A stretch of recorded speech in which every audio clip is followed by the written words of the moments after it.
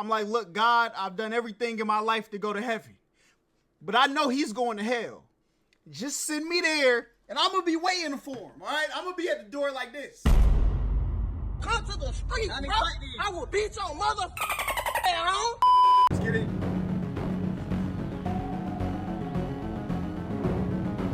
Lisa, what's good? What's good? Target of opportunity.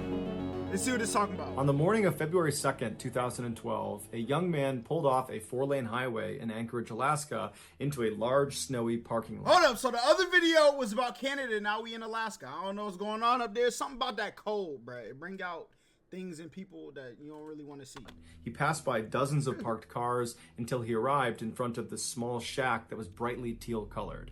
It was a popular coffee shop called the Common Grounds, and this young man worked as a barista there. After he parked his car, he walked up to the white door employee entrance to this little building, and he got his key out and he went to unlock the door, but when he turned the key, he saw the door was already unlocked. He knew the girl who had worked the previous night and would have been responsible for locking the shop up. She was 18-year-old Samantha Koenig, and although she had only been on the job for about a month, she seemed very responsible and had never had any issues closing up before. The young man shrugged it off though. He figured people make mistakes, and he went inside.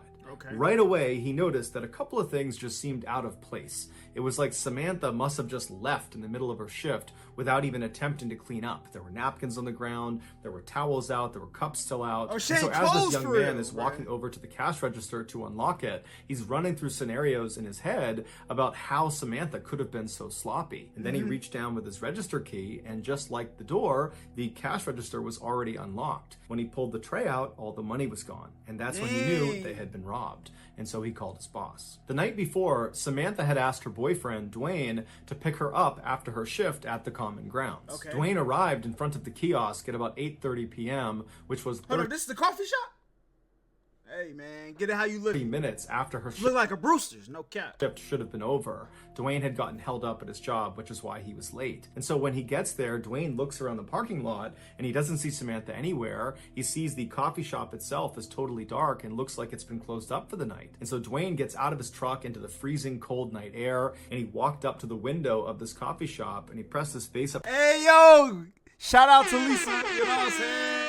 Cancer free in the chat, you know what I'm saying? Big W's. To the glass to look inside, but there was nobody in there. Dwayne automatically went back to the fight he had gotten into with Samantha earlier in the night via text message.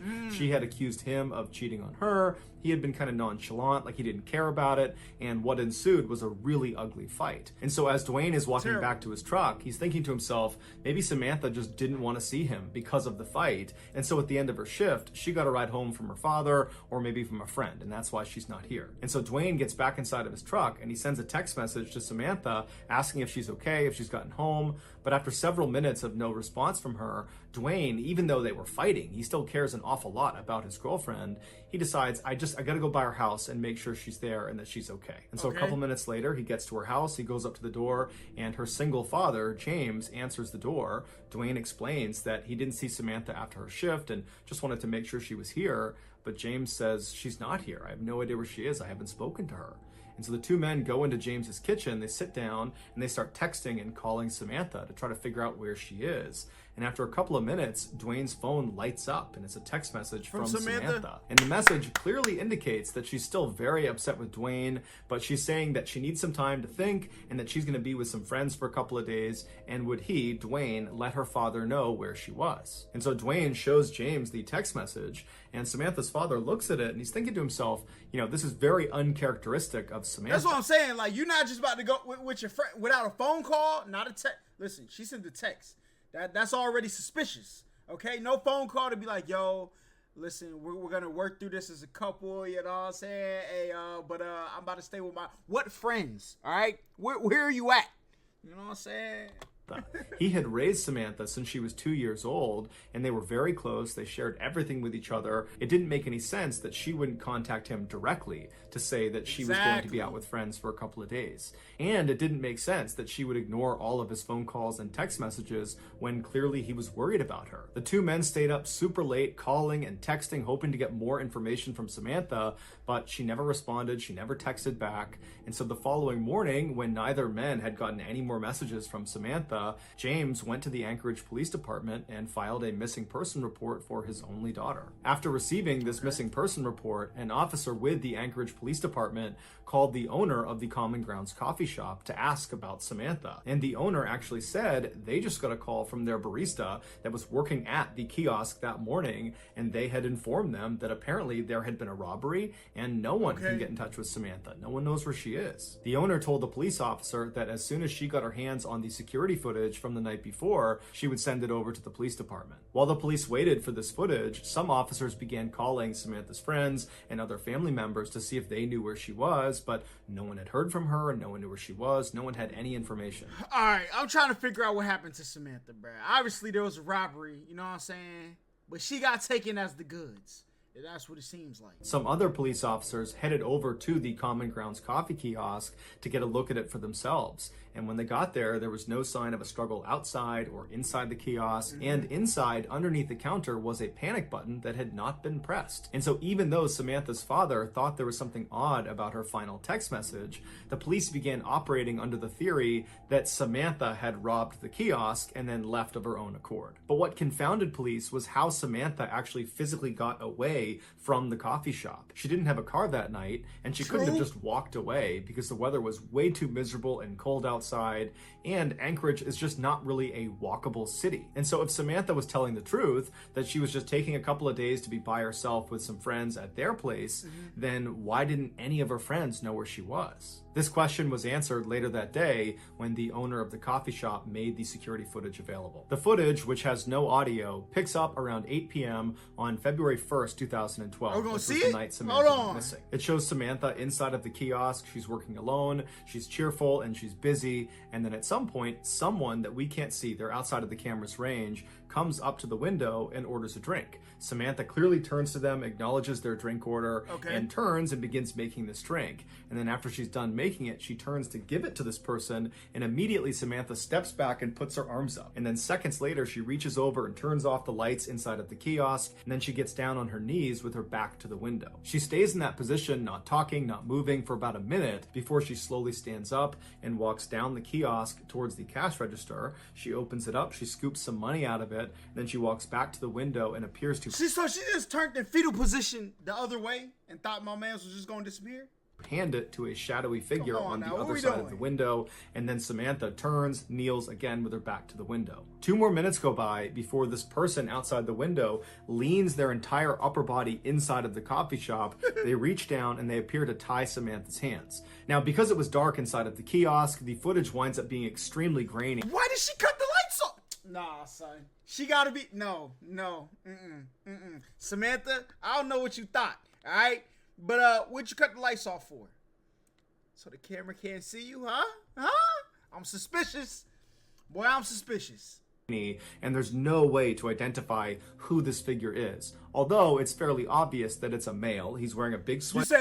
say she obviously following instructions. Listen, if you want to rob or, you know what I'm saying, send me to the lobby, you are going to have to do it under the guise and terms that you already are presented. I ain't cutting no lights off. You're gonna have to work for this, all right? Like the people who be in Walmart and they be like, yo, take me to your car, all right? Or I'm a blast. Listen, you're gonna have to cook me right here in the middle of Walmart.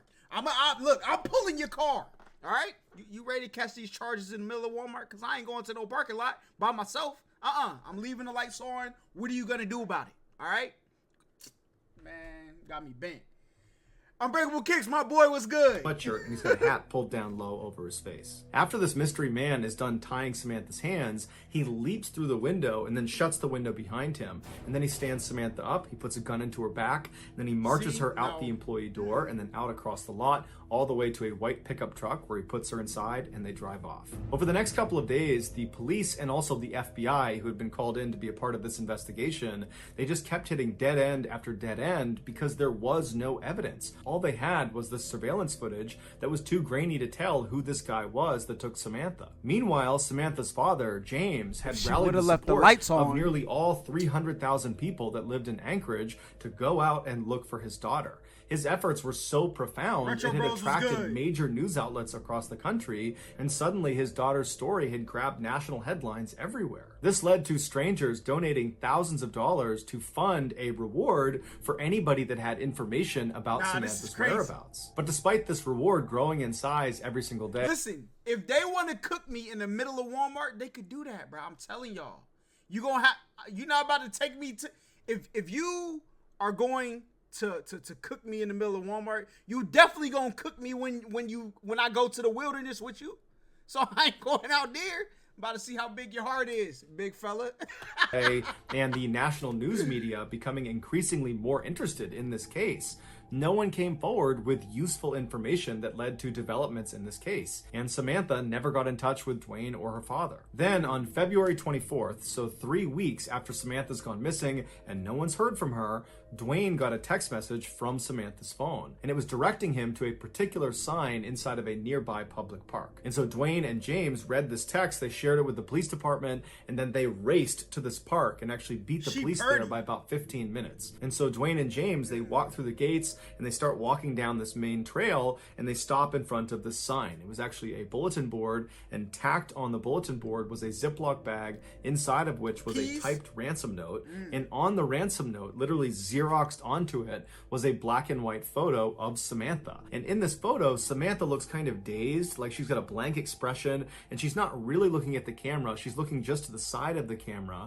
And then in this picture, a man is holding a copy of the Anchorage Daily News newspaper that's dated February 13th, 2012. This was a proof of life photo where Samantha's captor was holding up that newspaper to indicate that Samantha was alive as of February 13th. And so to everybody involved in this case, including Samantha's father, even though this is still not a good situation at all, it was kind of a relief to know that at least as of last week, Samantha was alive. As for the demands of this ransom note, James was told to deposit $30,000 into his daughter's account immediately, and if he did that, she would be released 6 months later. As advised, he had to have seen them giving the reward money out, because there's no way.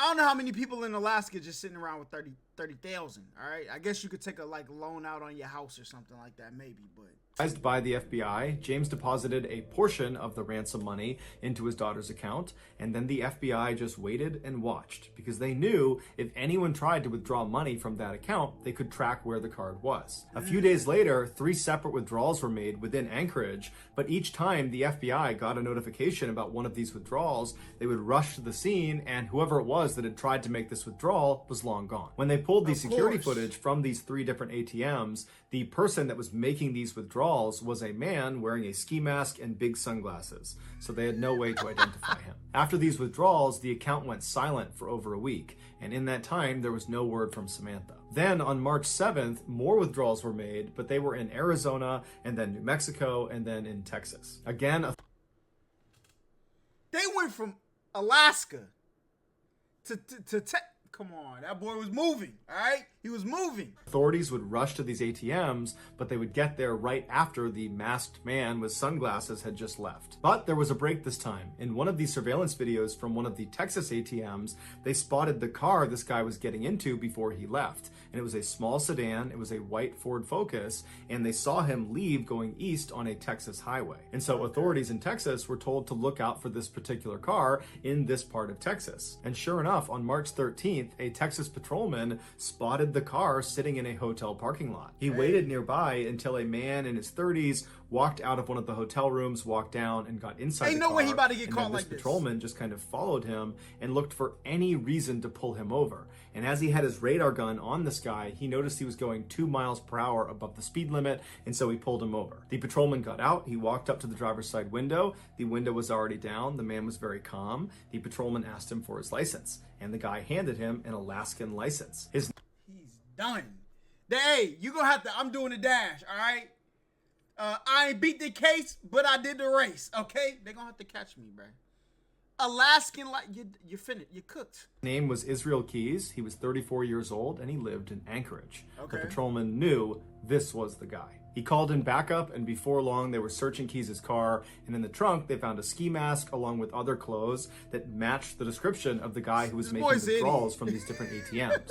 They also found a gun, as well as Samantha's cell phone and debit card. After Keyes was arrested and was brought into custody, he denied having any involvement with Samantha's disappearance. But after being presented with the overwhelming evidence that suggested otherwise, he caved and said yes, he would tell them the full story of what happened to Samantha, but they had to get him an Americano coffee, a peanut butter Snickers, and a cigar. Once he had said items, he began to speak. He's done. And what he said was... Hey, whenever you see somebody in an interrogation room and you see them bring in, you know what I'm saying, amenities, all right, continental breakfasts, all right, fast food, you know they about to tell it all. Now, my man telling on himself. Now, in the event that you ever get hammed up and you got co-defendants and you see them walk across your window to the other interrogation room where you know your man's at with his favorite meal, just know you better get the snitching, my boy. You're done. Cause that boy is, hey, he on the paperwork. You're finished. So disturbing and so graphic, the FBI still has not released the full transcript of his confession. Here is the version of events based on what was made public. On February 1st, 2012, Keyes decided he was going to rob the Common Grounds coffee kiosk. He walked up to the window expecting there to be some teenager working inside, and he was right. It was Samantha. He asked her for an Americano, and while she turned to make his drink, suddenly his plan changed. Not only was he going to steal money from inside of this coffee shop, he decided he was going to steal Samantha from this coffee shop. When she turned back with his drink and handed it to him, he discreetly pulled his gun out and aimed it at her and told her this was a robbery.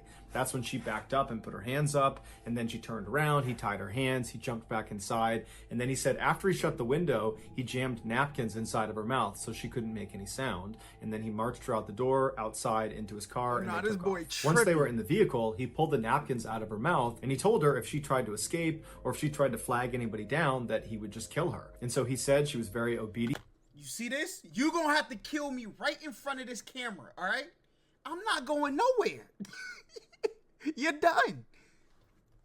Listen, I'm just built different, I guess. Right? She was obviously very scared, but she was trying to do her best to stay composed. At some point, Keyes reached over and took her phone and sent that text message to her boyfriend, informing him that she was going to be spending a couple of days with friends and that he should tell her father. And then Keyes told Samantha he was going to be holding her hostage and trying to extract some ransom money. Samantha told Keyes that her family was very poor and that he wouldn't get much money out of them.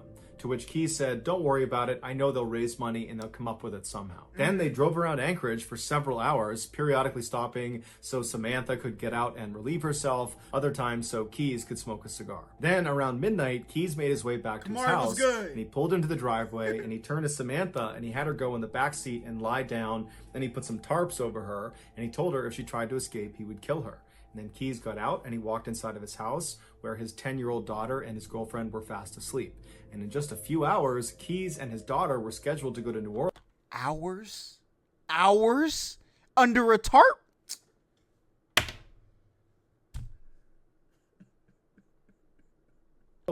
For a 2-week-long luxury cruise. Keyes left his house and went back to his car. He put a blindfold on Samantha and then led her down the driveway to his shed. Once inside, he sat her down on an upturned bucket in the back of the shed, and then he put a rope around her neck and he anchored each end of the rope to the wall so she was pinned to the wall. Then Keyes turned his radio all the way up to make sure it masked any noise she might make, even though he reminded her repeatedly that if she made any noise, he would just kill her, and by and large, she was very obedient.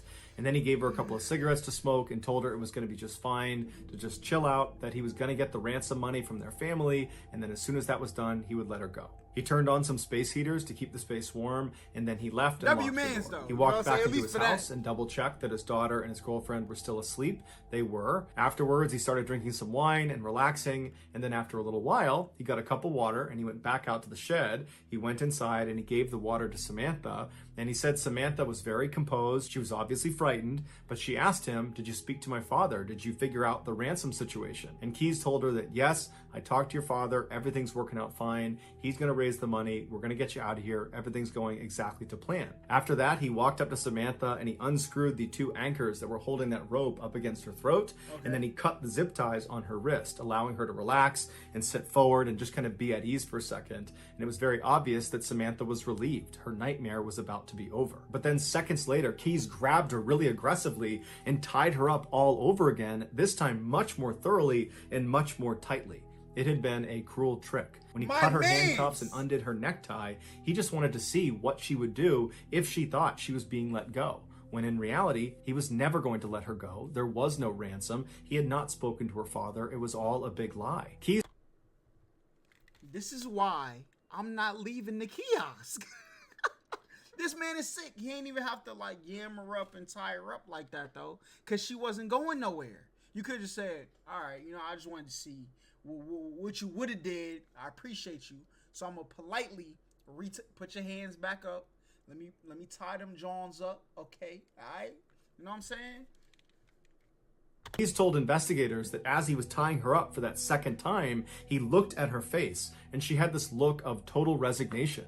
He said she knew what was about to happen to her. After Keys tied her up, he left the shed and locked it behind him. He went inside to check one more time to make sure his 10-year-old daughter and his girlfriend were still asleep. When they were, he went back to the shed, he opened it up, he went inside, and this time when he stepped inside, it smelled like urine and sweat, and he looked down at Samantha and she was terrified. He walked up to her and he began to assault her, and then after he was done, he was standing over her, getting his clothes back on.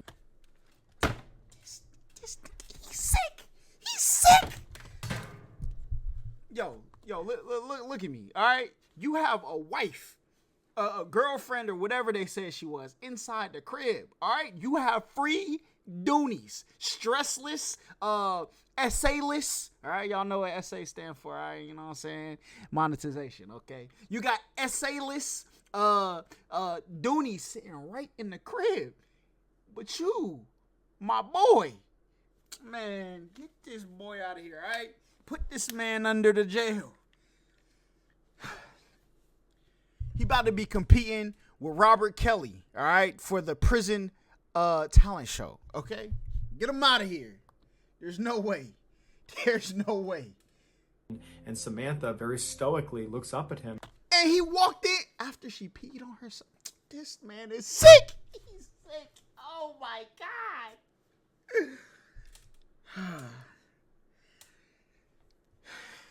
Some people, bro, they just gotta go.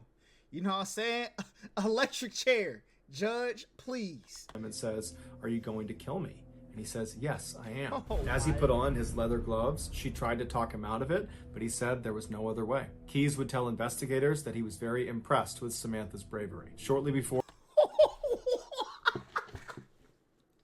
Yo, listen, this man, bro, if I'm Samantha in this moment, I'm like, look, God, I've done everything in my life to go to heaven, but I know he's going to hell. Just send me there, and I'm going to be waiting for him, all right? I'm going to be at the door like this. Soon as hey, yo, my man pull up the Satan front door, I'm there like these. What's good, big friend? Hey, put your hands up. We running the ones. Facts, bro. There's no way. There's no way.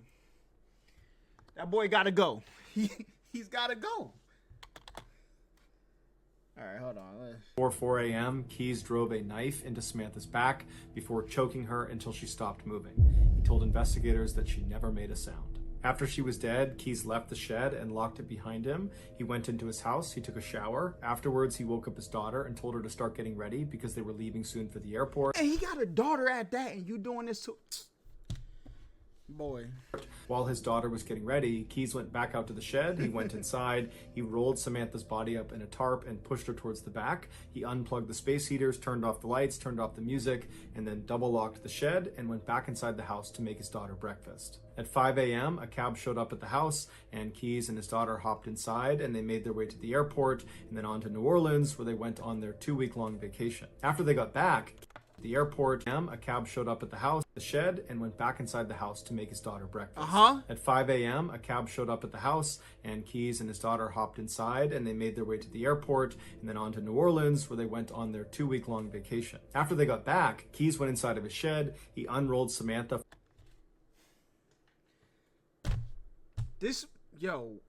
Oh my. First, he planned a robbery. Why are you robbing? No, first of all, why are you planning vacations when you ain't got no money, big fella? Why are you going on a 2-week vacation and you don't got no bread, so much so that you about to rob a coffee kiosk? My man got terrible fiscal responsibilities, all right? From her And then he gonna go on a 2-week vacation and just come back. Oh my God, bro. tarp, and by his account, she still looked fairly lively, and so he dressed her in some new clothes. He put lots of Yo, nah, he's sick. He's sick. He's sick. He's sick. makeup on her face. He braided her hair, and then he stitched her eyelids open so it gave the impression she was alive and alert. And then he held up a copy of the Anchorage Daily News next to her. What? Oh, bruh. Yo, this man, Mr. Ballin, I don't know where you get these stories from, bruh. But they must be told, all right? Because people be thinking, like, people be watching TV and they be like, yo, ooh, TV, scary, oh my gosh. It's not. There's real people out here, all right? And then took several photos, creating that proof of life photo for the ransom note. If you want to see this photo, you can Google it, but that's up to you. After he took these pictures, he chopped her body up into pieces and then disposed of her in a nearby frozen lake. Yo, my man said Dexter Morgan type beef. What the heck? Yo, son is nasty. It would turn out Samantha was not Israel Keys' first victim. Rylan was good. He was in fact a serial killer who specifically preyed on completely random people because he enjoyed watching them die. Over the years, he had hid what he called kill kits all over the United States, which were these caches filled with weapons and other tools designed to capture and kill people. This way, no matter where he was in the country, when he had an urge to go kill someone, he would just go to his nearest kill kit, dig it up, and then go target a random stranger. Yo, this man got Call of Duty loadouts sitting in different places in the world just to say, you know what? You know what I'm saying? I'm feeling real SMG-ish today. Let me go ahead and get that PDW that I got laying over there in the Smoky Mountains, all right? Because this lady over here in Gatlinburg is pissing me off, all right? So he go over there, and next thing you know, my man in Santa Monica, all right? He in Santa Monica chilling. You know what I'm saying? Somebody done stepped on his shoes. He said, all right, I got the LMG that down the street, all right? So let me take this scooter over to Venice Beach, okay? And I'm going to come back and get rid of you. This man is nasty, bruh. Yo, my man got Call of Duty loadouts. Yo, listen, I don't know what the police did with him, all right? But that man must never see the light of day again, all right? Never. And he didn't care if you were young, old, big, small, male, female, alone, or in a group.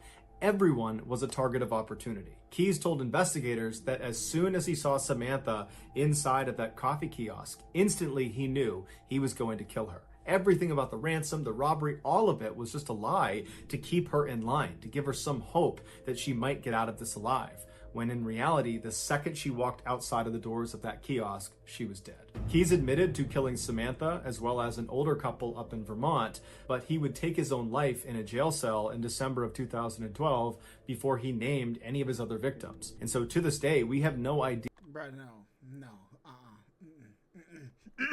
Doctors, do whatever you got to do to resuscitate this man, all right? He's coming back, all right? He's coming back. Bring him on. Hey, there's no way, bro. There's no way.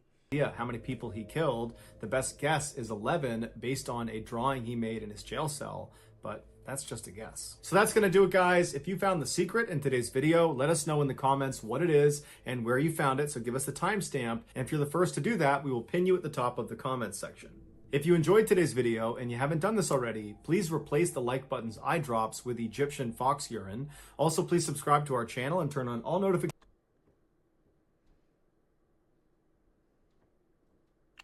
This got to be one of the sickest people I ever seen in my life, bro. I have never heard a story like this. I could, bro, when this story started, it's no way I thought it was going to end like this. It's no way. I thought my man was going to kidnap her, go on a high-speed chase somewhere. This is way, okay, this might not be way worse than the Canada one where people was disappearing and being headless and the cops was like, it's an accident, all right? That one, a lot of people died. This one's, a lot of people died too, but yo, this man went to the gun shop and said, okay, can I get, let me get 4 G17s, all right? Let me get 2 of those, you know what I'm saying, M16s, all right? let me get 3 Dracos, all right?